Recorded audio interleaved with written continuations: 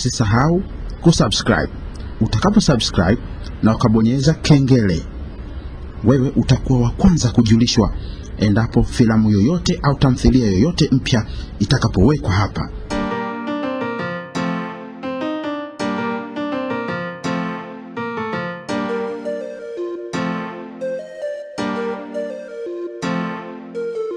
Unaogopa kuna nyumbani kupika. Tutakula nini? Mimi naenda kwa mjomba tunakaa. We, tena nisikusikie.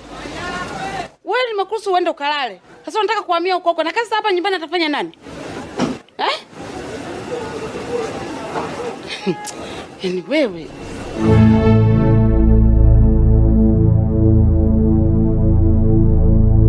We Mazana. Vipi mbona hivyo? Vipi? Mama, katika kijiji tumevamiwa na chatu. Tena chatu, bonge la chatu. Nimemshuhudia kwa macho yangu akimmeza rafiki yangu Tekelo. Na unavyoniona hapa, hivyo nimepitia kwa mwenyekiti nimemkosa.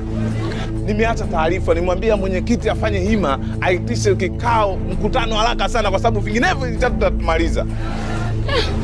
Mtoto una balaa wewe. Tena una balaa zito na kielele yani. Kwa hiyo umeacha maagizo kwa mwenyekiti ili ufanyike mkutano? Ndio. Jamani, mtoto pumbavu wewe. Sasa kwa nini usije kuuliza? Yaani chatu limevamia kijijini nije kukuuliza wewe? Yaani nije kuuliza nyumbani au hapa ofisini kwako? Yaani leo umeniudhi. Mambo makubwa kama hayo unajifanyia mwenyewe peke yako, bila hata kutushirikisha. Hivi kweli una akili wewe mtoto wewe?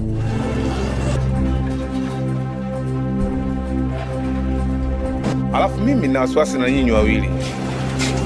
Kuna kitu kinaendelea baina hili joka na nyinyi. Hebu acha upumbavu wewe, mshenzi mkubwa.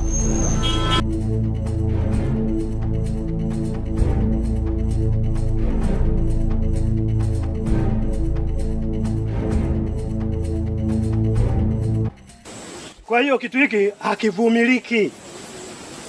Tumemsikia ndugu yetu Mazanda akitoa ushuhuda wake alivyotuthibitishia tukio aliloliona. Ndugu yetu tumempoteza ndugu yetu Tekelo. Na hivi sasa hata mimi binti yangu nina wasiwasi ameliwa na chatu. Ni kweli kama anavyosema mwenyekiti hapa. Wasiwasi huo ni mkubwa sana na sisi kama kijiji inabidi tuchukue tahadhari. Na nafikiri tuchukue maamuzi kwamba sasa tuangalie namna gani tukapata msaada wa silaha ili kusudi tuliangamize hili joka, kwa sababu kupotea kwa watu wawili, kumezwa kwa watu wawili kwa siku chache hizi, hili joka linaonekana ni joka kubwa sana na ni hatari kweli kweli. Kwa haya machache na mafupi kabisa, naomba niahirishe kikao.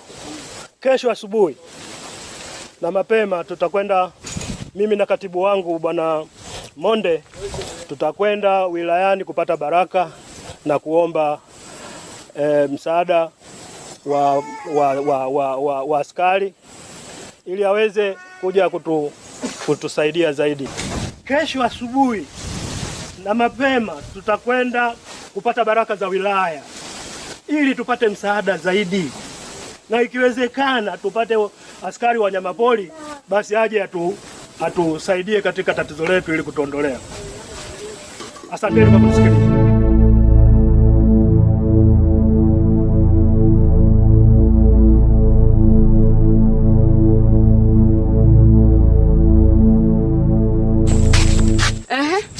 Kitu gani kilichokufanya ujitie kimbelembele? Mke wangu, kimbelembele gani tena? Wewe ndio umekaa na mwenyekiti wako mkaitisha kile kikao ili kujadili habari za joka? Mke wangu, unajua haya mambo bwana, ndio maana mimi tunapizana kila siku. Unapenda kwani kuniona si kwa nini? Mimi mbona sikushiriki kwenye kuitisha kikao? Ule mkutano ameitisha mwenyekiti. Na mimi wakati niko kazini akanipigia simu kwamba nipitie kikaoni.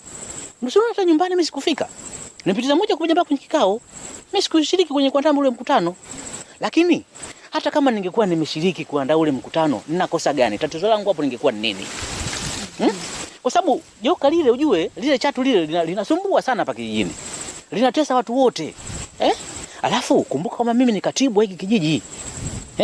Kwa mimi lazima nishiriki kwenye yale mambo. Yale mambo yananihusu, mimi lazima na wajibu wa kufanya hayo. Kwa nini usinishirikishe kwanza ili nikushauri kama mkutano huu una maana au la? Unajua mimi sielewi. Kuna nini hapa katikati? Kuna vitu unanificha. Hebu niambie, hebu niweke wazi. Kuna kitu gani hapa katikati? Sasa nikwambie kwa taarifa yako. Lile joka liko nyumbani kwetu na linatuhusu sisi na linalala chumbani kwa Tausi. Wewe upo baba?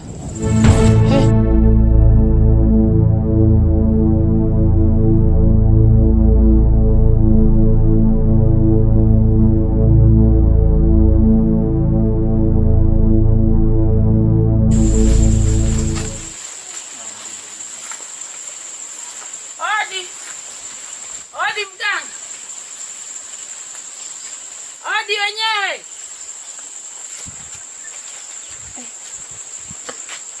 Wenyewe odi. Mganga.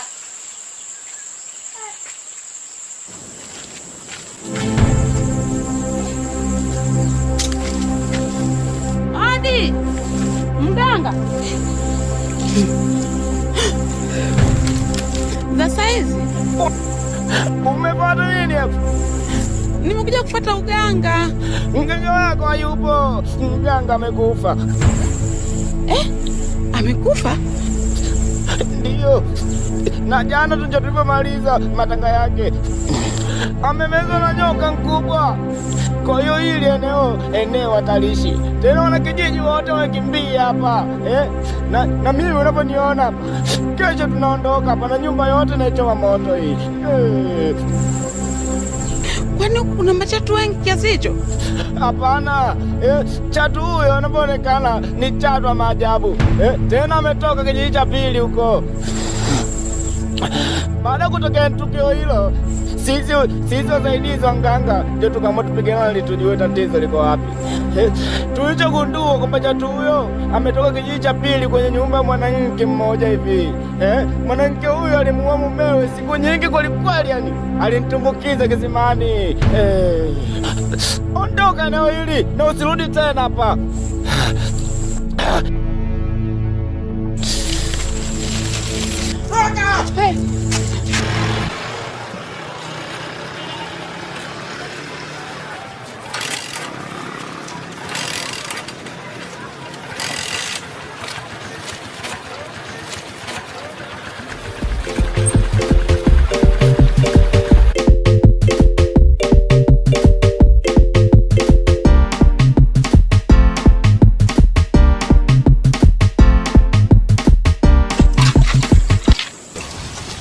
Kaka huyo, karibu. Asante.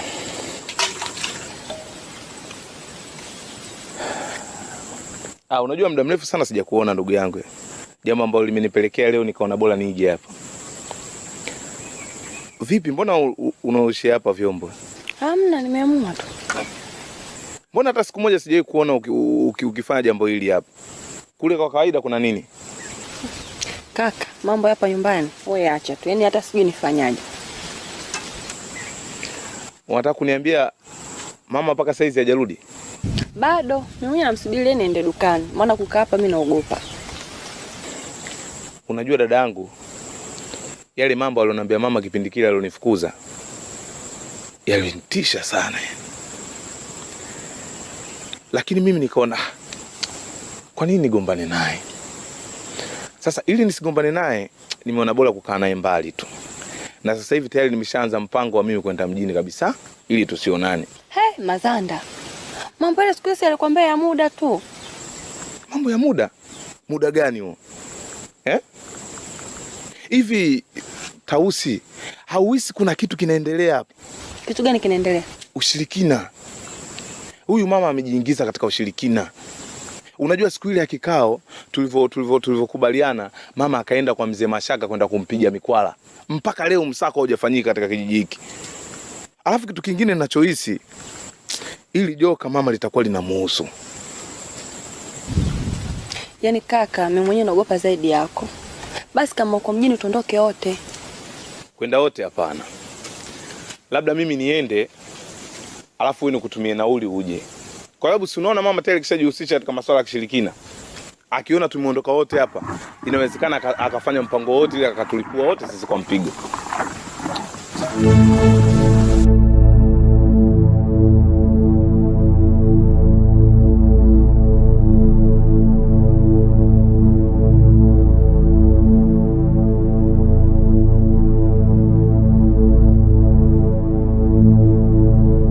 Umeona nini?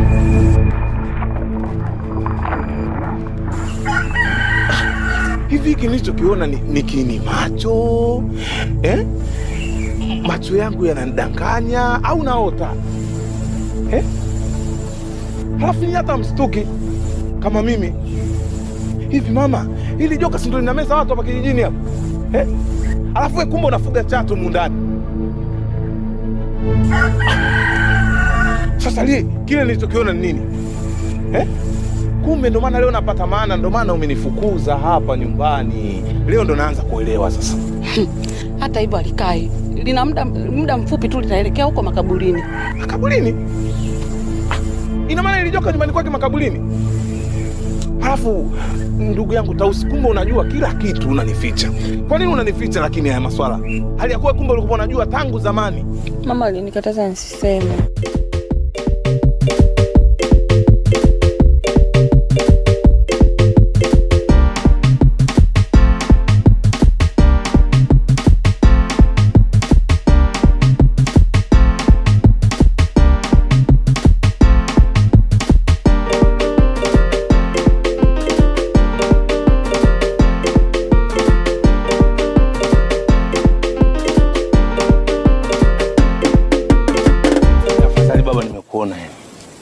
Vipi? Kwema huko kweli? Yaani si kwema kabisa. Kwa nini? Ina maana baba wewe ufahamu mambo yanayoendelea pale nyumbani? Unajua Mazanda, sikiliza. Wewe mtoto wa kiume. Sasa unapoongea kwa kuzunguka huweki mambo wazi, mimi sikuelewi unajua. Kama kuna tatizo lolote tuambizane. Ni kweli. Lakini mimi nimekuelewa vizuri tu. Lakini kiukweli nyumbani kuna matatizo makubwa. Kwa hiyo hili swala inatakiwa tukae kisha tulijadili tunafanyaje.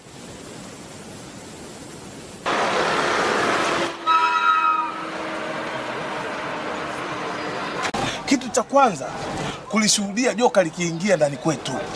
Na kitu cha pili ni kumuona mama na Tausi wala hawastuki kabisa.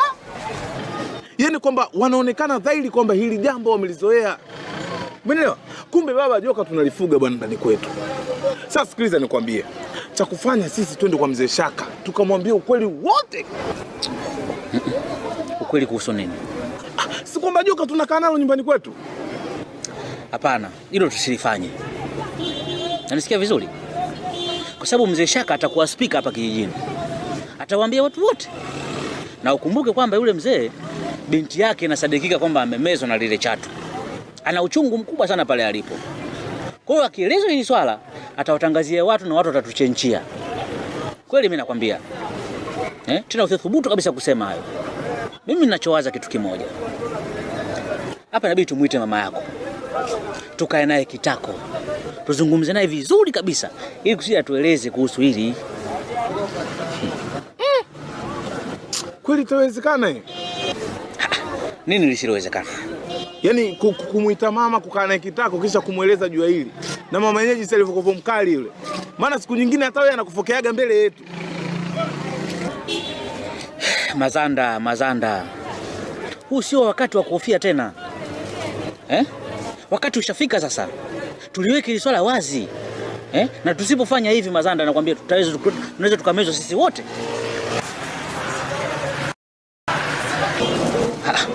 Mbona Tausi yule? Si anakwenda hapa anabeba mfuko. Tausi! Wa Tausi!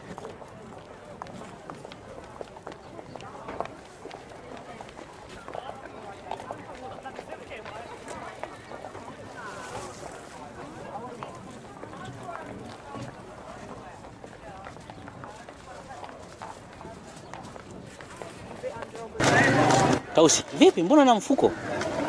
Afu umejaa nguo. Unaenda wapi? Nenda kulala kwa mjomba. Kulala saa hizi? Na mama yako amekuruhusu? Nimemdanganya, kichwa kinaniuma. Kwa hiyo ndio maana naenda kulala. Kwa hiyo yani. Umemdanganya. Haya, tuambie sisi ukweli, unakwenda wapi? Na kama kwa mjomba mbona saa hizi?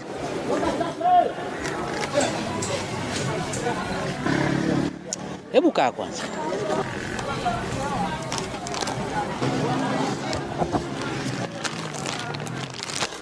Hebu tueleze ukweli.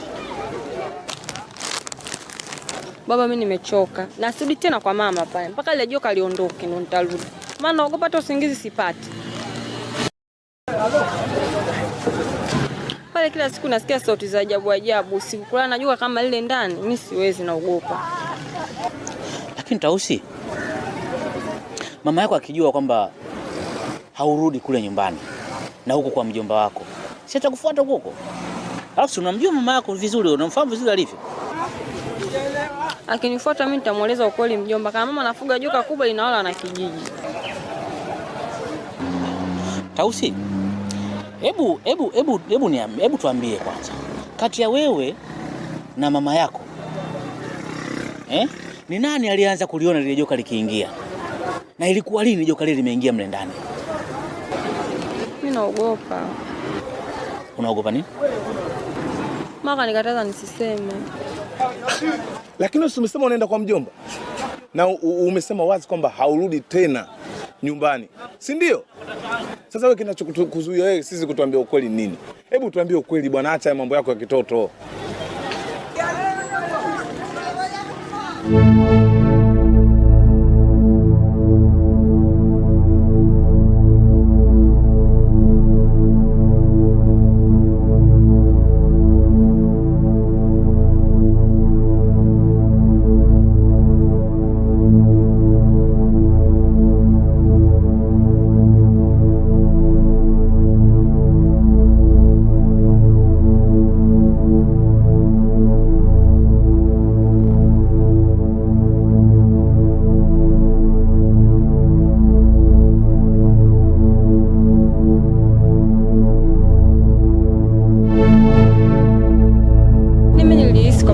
Kwa mganga na ndio hivyo hivyo ilivyokuwa.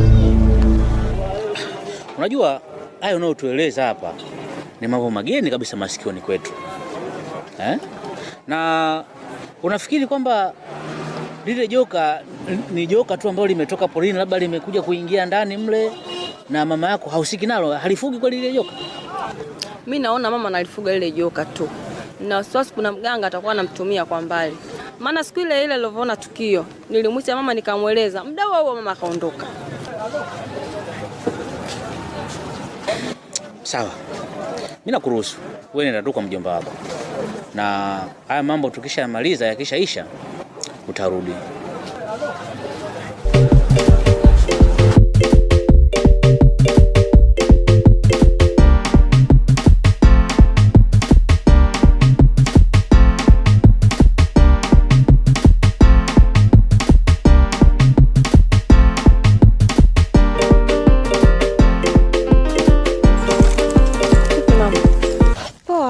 Nimekuona unaongea na baba na kaka. Ndiyo, nilikuwa nawaaga nenda kwa mjomba. Haurudi tena? Ndiyo, mpaka mambo hapa kijijini yaisha. Sasa unaondoka na mimi dada yangu hajapatikana mpaka leo. Jamani Tausi. Na wewe ndio ulikuwa naye siku ya mwisho. Mimi sikutaka kuongea mengi kwa baba na mama, maana niliogopa utapata matatizo. Lakini mimi nilikuwa najua kwamba mlikuwa na mpango wenu na ndio maana akakungoja kule. Sasa mimi naomba tu niambie, mimi peke yangu dada yuko wapi? Tifakoni una wasiwasi na mimi? Kiukweli na wasiwasi na wewe, kwa sababu mimi ndo ninayejua ukweli. Na familia imenibana sana, ila nimeshindwa kuongea kweli. Naomba niambie, usinifiche. Kiukweli mimi naondoka.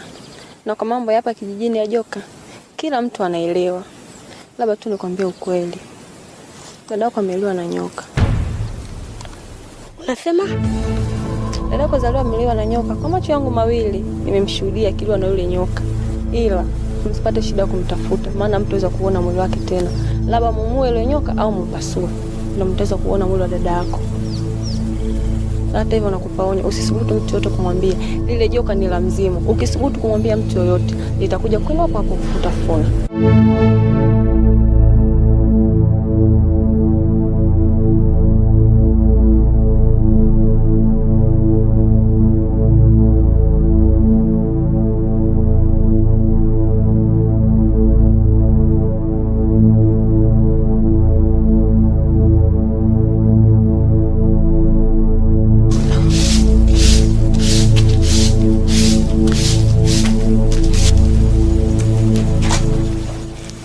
Mwanangu Tifa, mimi naenda nyumbani kwa mzee Monde. Itabidi anitie mwanawe, anieleze mwanangu amemweka wapi na yuko wapi sasa hivi. Maana bila mimi kuingilia, mnaweza nyinyi mkanipotezea mwanangu.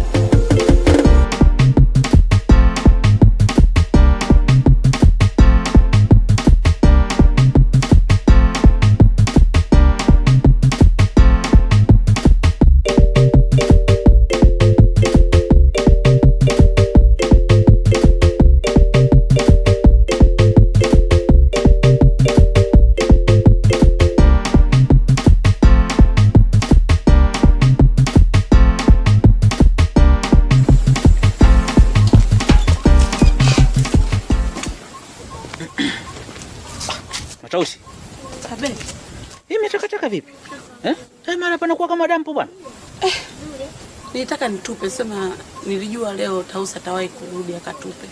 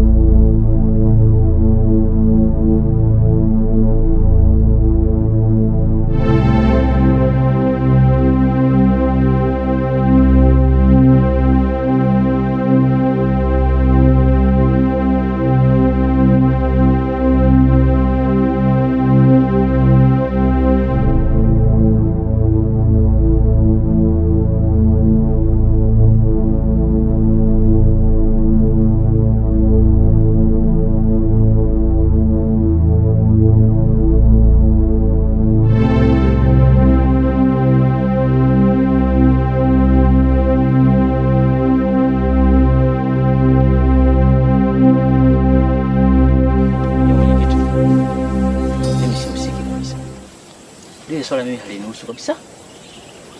Yaani mimi mwenyewe unavyoniona hivi, nilikuwa naomba tu kwamba hili swala lisije likasikika na mtu, yaani mtu yote asijue mpaka pale nitakapokuwa nimemaliza, mpaka pale nitakapoona kwamba mwisho wake umefika. Si usiki kwa lolote mwenyewe. Bwana Monde, wewe usinifanye mimi mjinga. Mimi ni mjanja kuliko pita wewe. Inawezekanaje wewe usijue wakati mnaishi nalo humo ndani? Na kama kweli wewe ulikuwa ujui, kwa nini ulinificha mimi? Sio kwamba nilikuwa nakuficha, ila mazingira yenyewe baba ndio yalikuwa yananifanya mimi nishindwe kufanya lolote. Ngoja nikwambie jambo moja. Unajua zile mali pale nyumbani, yule mwanamke ndo kila kitu. Mimi sikuwa najua chochote. Na nilipojaribu kumuuliza, alikuwa mkali kweli kweli. Alikuwa mkali kupitiliza. Mimi naomba unisaidie hapa. Nifanyeje? Ujue damu ilinicheza, ilinisisimka nilivyoliona joka kubwa, halafu lina nguvu, halafu linaonekana si la kawaida, kwa sababu nyoka anapomeza si rahisi kuondoka. Wakati huo huo nyoka anapomeza, basi inabidi akae kwa muda mrefu, haliwezi likala na kuondoka wakati huo huo kama joka lile linavyofanya. Mimi nafikiri cha msingi hapa wewe ni kunielewa tu. Mimi naomba unielewe na unieleze kwamba sasa ni nini tufanye. Kwa sababu mimi laiti kwamba ningekuwa nalijua hili swala, kiukweli mimi nisingekubali hata kidogo. Kwani ni tangu lini wewe umepata joka hili kukaa nalo mle ndani? Kiukweli sifahamu kwamba toka lini limo mle ndani. Katibu wangu, unanishangaza sana. Yaani najisikia vibaya mpaka basi. Kijiji kimevamiwa na nyoka, halafu joka lenyewe mnalifuga nyinyi. Tunaitisha kikao cha wanakijiji, tunalizungumzia, kumbe mnatuchora tu. Mzee wangu, mimi nitaendelea kukuomba tu kama nilivyokuwa nikikuomba pale mwanzo. Chonde usije ukawaambia wanakijiji kama ulivyosema. Hebu naomba unipe nafasi, nipe muda, hata wa siku chache tu, walau basi nilishughulikie hili swala mwenyewe kimya kimya. Naomba unisaidie kwa hilo. Alafu nimekuja kugundua jambo kwamba mimi na yule kijana wetu Mazanda yule, tulifichwa kuhusu hili swala. Yaani kuhusu uwemo wa joka lile ndani mle, tulikuwa tumefichwa. Kwa tulikuwa tujui chochote. Hivi ninavyokuambia, jana tu tulikuwa na kikao, mimi na yule bwana Mazanda, kwa sababu ya kujadili swala hili la kuhusiana ile joka, uwemo wa joka mle ndani. Yaani unataka kuniambia ile joka analifuga mke wako? Ndio. Atakuwa analifuga yeye, kwa sababu afu bila mimi kunishirikisha. Ina maana wewe siku zote hizo wakati linalala humo ndani mwangu hukujua wewe? Kiukweli sikujua. Na kwani nafikiri ni muda mrefu? Ni siku mbili hizi, yani ni kipindi hiki tu cha juzi tu hapa. Sio kwamba labda lile joka lilikuwa mle ndani miaka yote tangu liko udogo wake. Hapana. Ni juzi tu. Ulijuaje kwa na joka humo ndani? Wiki kadhaa nyuma kuna jambo ambalo lilijitokeza, sikuwa nimelielewa vizuri. Kwa sababu mke wangu alimfukuza yule mwanae Mazanda yule pale ndani. Na nakumbuka siku hiyo ilikuwa asubuhi alfajiri sana, wakati mimi natoka kwenda kazini, nikamkuta yule kijana amelala kwenye upeno wa nyumba moja hivi. Nilipomuuliza akaniambia kwamba mama yake amemfukuza asilale mle ndani kwenye chumba chake. Hapo nikaanza kuhisi kwamba kuna jambo baya linaendelea. Lakini nilipoanza kupeleleza na kujua kwamba kuna tatizo gani, nikamuuliza yeye mke wangu. Alichonijibu tu kwamba kuna kiumbe wa ajabu ameingia mle ndani. Mimi nikajua sasa kiumbe wa aina gani huyu? Nilipojaribu kupeleleza zaidi, kumchimba zaidi kusudi nieleze ukweli zaidi, alikuwa kuwa mkali. Alikuwa mkali kweli kweli. Ilibidi nimwache. Hapo sasa mimi nakuwa sikuelewi. Unamwachaje katika hali hii kama hii tuliokuwa nayo? Na ina maana ulikuwa unalala wewe usingizi hasa wakati chumba cha pili kuna joka?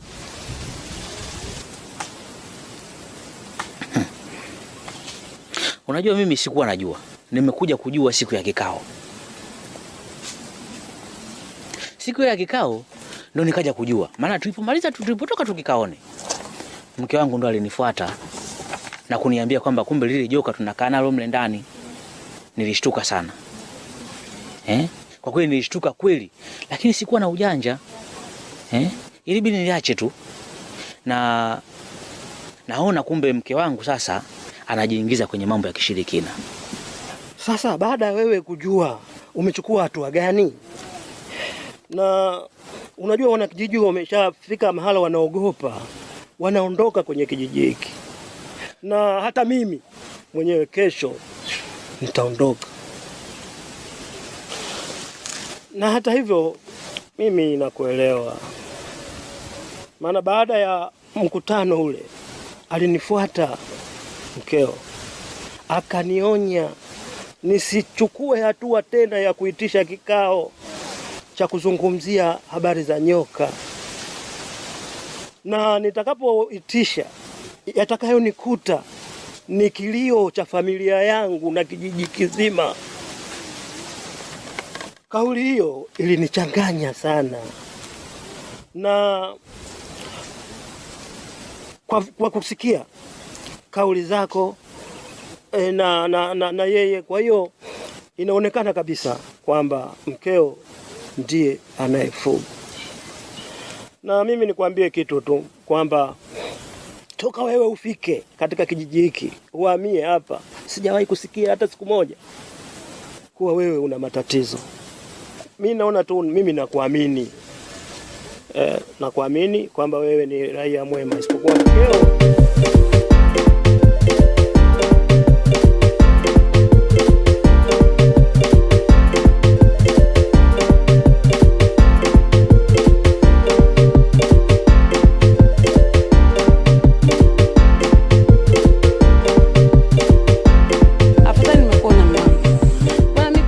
Duka, naomba uende ukafungue kwa sababu mimi naenda kule kwa mjomba wake Tausi kumpata Tausi. Kwanza hizo habari za Tausi sahau. Tausi amesema hatarudi nyumbani. Una maana gani? Wakati mimi na Mazanda tuko mahala, Tausi alipita, wakati anaondoka alituaga. Na akatambia kwamba yeye hatarudi pale nyumbani. Sawa? Kwa sababu hawezi kulala kwenye nyumba ambayo inafuga joka humo ndani. Hawezi kulala kwenye nyumba ambayo usiku anatishiwa maisha yake kulimezwa na joka. Amesema hawezi pia kukaa kwenye hiyo nyumba ambayo ni ya mshirikina. Mambo yako ya kushirikina hayo. Jamani mume wangu. Ushirikina huo ushirikina gani nilionao mimi jamani? Hebu kwanza ngoja nikwambie jambo. Sikufuata ngonjera. Na wala sitaji hizo ngonjera zako. Sawa bwana Ninachokueleza. Mimi unavyoniona hivi na wewe. Leo ndo mwisho wetu. Kabisa? Ndo mwisho kabisa? Wala sihitaji tena kuwa na wewe. Unasemaje? Wewe mwanamke, mimi nimekuvumilia mengi sana. Umeninyanyasa, umenitesa, unanisimanga, unanisema mbele za watoto wako. Mambo mengi umenifanyia ya kishenzi, ya kijinga, nilikuwa nimekuvumilia. Nimeendelea kulea watoto wako, Mazanda na Tausi, tangu wakiwa wadogo mimi nawalea. Nimekuvisha, nimekulisha, lakini bado hukunijali kama mimi ni mume wako. Sasa leo imefika tamati. Hivi ninavyokuambia, imefika tamati. Kwa sababu gani? Aibu ulionitia mimi ni kubwa. Mwanamke mshirikina. Na nikiendelea kukuendekeza wewe, wanakijiji wote watanichukia. na iko siku atakuja kunitafuta mimi mwenyewe niue, wanichome moto. Hivi mume wangu una akili kweli wewe? Shut up! Pumbavu mkubwa wewe. Unaendelea kujibu puuzi wako? Nitakuja nikulapue makofi wewe, afu niharibu hiyo sura yako hiyo. Hivi wewe mwanamke, nikuulize swali moja. Hivi wakati mimi na nyamaza kimya, unaona mimi mpumbavu Mimi sina akili Umechukua mimi ni mjinga Na hiyo habari yako ya kufuga chatu mle ndani imeshafika mahala pabaya. Umeelewa Imeshafika mahala pabaya. Na mimi siwezi kuvumilia. Sasa nikueleza jambo. Nimekuja na mambo haya mawili. La kwanza, utoe ushirikiano wa kutosha kuliangamiza lile joka mle ndani. Uliuwe wewe mwenyewe kwa mikono yako. La pili, ni kuandikie talaka, tena talaka 3, sio 1, 3. Ina maana mimi na wewe iwe basi. Jamani mume wangu, mbona umenibadilikia ghafla jamani? Na kwa taarifa yako nikwambie, mwenyekiti Mzee Shaka lile joka ameliona kwa macho yake. Kwa macho yake mawili mwenyewe ameniambia mimi. Siku ile wakati sisi tunatoka pale nyumbani, nilipowasha moto ule, lile joka likatoka. Na wakati tunatoka kumbe mwenyekiti alikuwepo pale. Na ameliona. Ameniambia kwamba anakwenda kuwaambia wanakijiji. Na ninavyojua wanakijiji wa kijiji hiki wanavyochukia mambo ya kishirikina kama uliokuwa nayo wewe, watakwenda kuichoma moto ile nyumba. Watachoma moto? Na sisi wenyewe tutatafuta tuue. Sasa mimi siwezi kuvumilia upuuzi kama huo. Taondoka zangu na kwenda zangu mjini. Hivi ninavyokuambia naweza kwenda mjini, afu sirudi ng'oo. Sasa mimi jamani nifanyeje wakati ile joka sijalileta mimi? Sijalileta jamani, kalileta nani? Ile joka lilikuja lenyewe kutoka kwa kisimani. Na nikaenda kwa mganga akaniambia kwamba limekuja kulipiza kisasi. Ona ulivyokuwa mzushi wewe mwanamke. Kisasi gani? Kisasi gani? Wewe mwanamke mshirikina wewe. Yaani mwanamke ni mshirikina. Hapana mume wangu, mimi sio mshirikina, haki ya Mungu na hapa. Mimi sio mshirikina mume wangu. Sasa bwana, mimi nimeona kuchelewa mpaka jioni. Nimeona nije saa hizi. Na nikwambie kitu wewe mama. Ikifika leo, ikisha leo, kabla hujaondoa joka lako, mtawaita wanakijiji. Au niwete sasa hivi? Ndio nilikuwa nikimueleza hapa. Kwamba nampa dakika hii moja, nimempa dakika moja tu. Aitatue ile tatizo. Vinginevyo mwanamke mimi namtanga talaka huyu. Ndio nimesikia anasema walai wewe unajua walai wewe? Mwanamke mbaya sana wewe. Unataka kutuvurugia kijiji chetu hiki? Watu wanakimbia kwa ajili yako wewe. Kwa sababu gani? Utake usitake lazima uondoe. Mimi naomba niongee ukweli wangu. Lile joka liliingia lenyewe mle ndani, lilikuwa limetokea huko kisimani. Alafu mimi nikakimbilia kwa mganga kwenda kuomba msaada. Mganga akaniambia kwamba lile joka limeshaingia mle ndani, haliwezekani kutoka. Lile joka ni la mzimu, na ili kulituliza kanipa dawa. Akaniambia nimwage dawa kwenye chumba kimoja. Alafu lile joka litahamia kwenye kile chumba nilichomwagia dawa. Kule litaenda kukaa siku 77, mwisho litaondoka lenyewe. Ila akaniambia litakuwa linatoka kwenda kutafuta chakula. Sasa hapo mimi nilikuwa sijaelewa kwamba litakuwa linaenda kula watu. Sasa kama umejua limeingia kule joka, kwa nini usikiarifu kijiji kwamba kuna chatu kaingia kwangu? Mimi nilikuwa naogopa hata kumwambia mume wangu. Kwa hiyo dawa ulivyoimwaga iko wapi? Imeisha? Aha, nimeshakuelewa mzee. Mwenyekiti, nimeshakuelewa vizuri. Yeah. Kwamba kumbe kwa sababu inaonekana hiyo dawa ina uwezo wa kulihamisha lile. Yeah. Kama limeweza kuhamisha kutoka chumba kimoja kwenda chumba kingine, ina maana kwamba ina uwezo wa kulihamisha pia kutoka mle ndani kwenda sehemu nyingine.